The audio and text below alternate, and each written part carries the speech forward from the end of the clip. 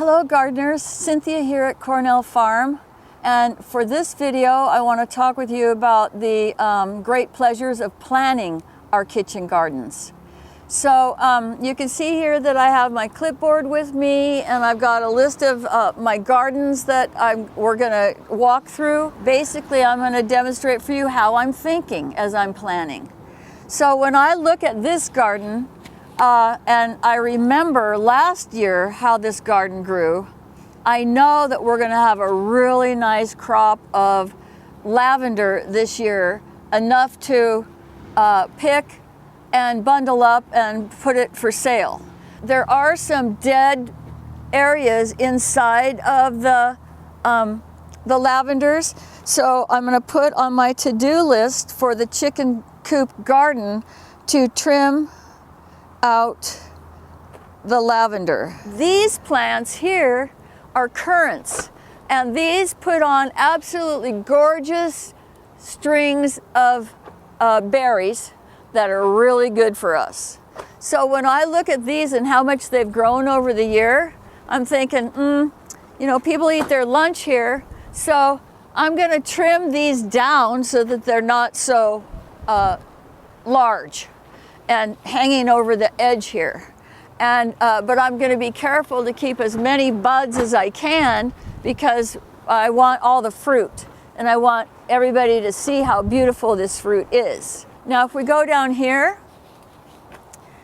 you can see that in here I have this beautiful huckleberry, and I really would like it to have a little more prominence visually, and also we want the berries to be visible. So you can see right in here what I mean, that the lavender can be trimmed out. Look at this. So I'm going to trim all the dead branching out, and that will free up some space for this to grow larger this year. Okay, so that is planning. I've got my to-do list right here for the kitchen coop garden, and now we're going to move on to our next gardening area. All right, so now we are standing in front of our medicinal garden, and this year I chose to just pretty much leave it alone at this time of year, to leave a lot of our herb stems up, because it's good for the little good bugs. They can make their little houses in them. So that's something that I've been trying to make this whole area more biodiverse, and so that's one of the things I'm doing to achieve that goal. So I actually first started growing this garden because I wanted to develop the medicinal garden area, but I have apple trees over there that we were having problems with codling moth that come out in the April time frame. And so I wanted to grow enough herbs in this area to bring in really good bugs that like to eat the larva of the codling moth that lays their eggs. So anyway, last year and the year before, we had this growing arugula for the chickens, and it grew very well here. So, and we all love the arugula.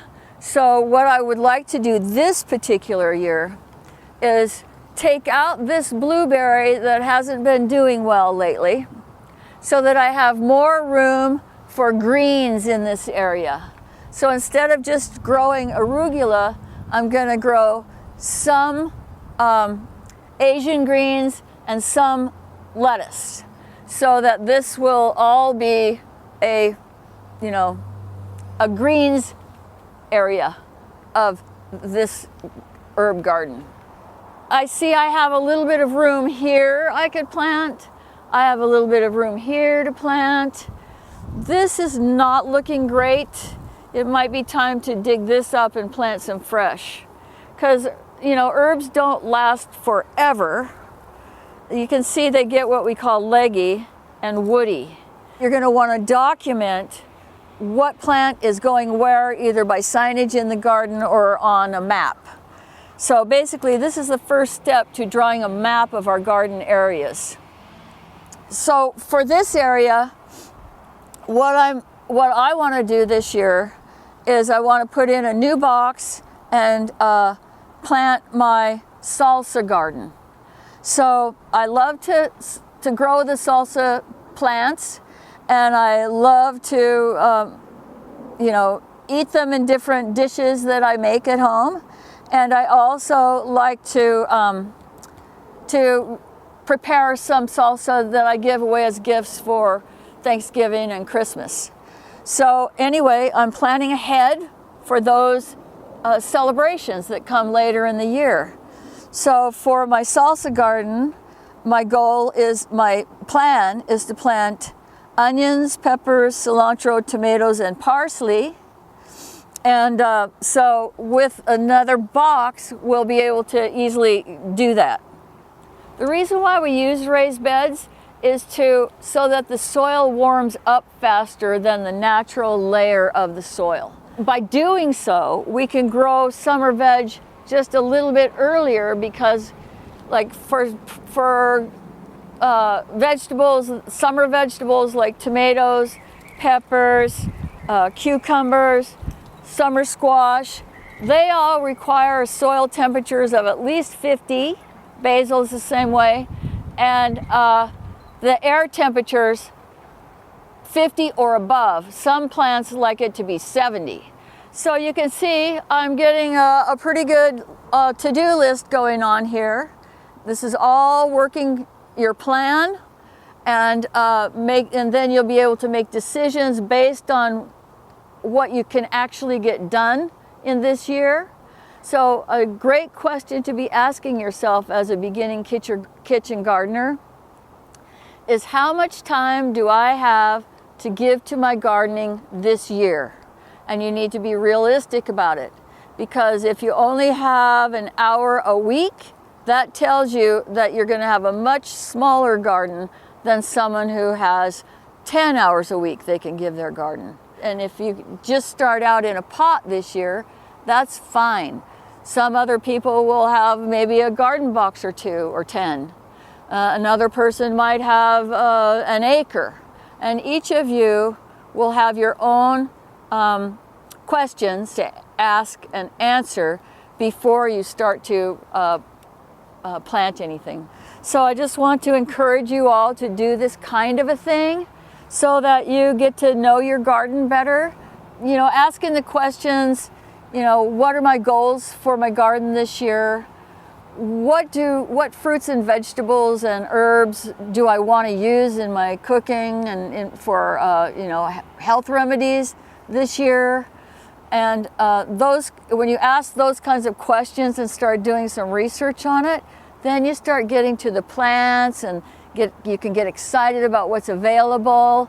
And this is a way for you to become a more confident gardener and have a record of what your garden is going to be. And then the next step really will be to draw out the garden areas and really get a good idea of how much property there is for planting and what the sun is going to be doing in that particular area, because some plants like to be partially sun with dappled shade, some like to be full sun, some like to be full shade. So you need to know those things in order for your plants to thrive. And many more things too that we will be talking about over the course of the rest of our sessions. So with that, if you have any questions about what I've talked about here or what we're talking about in the rest of the lesson, then please come and attend our on-site discussion group that's going to be on January 21st, 2023, right here at the Cornell Farm. We will have updates on where to meet for every session that we present over the next 10 months. So with that, happy gardening, and I will see you soon.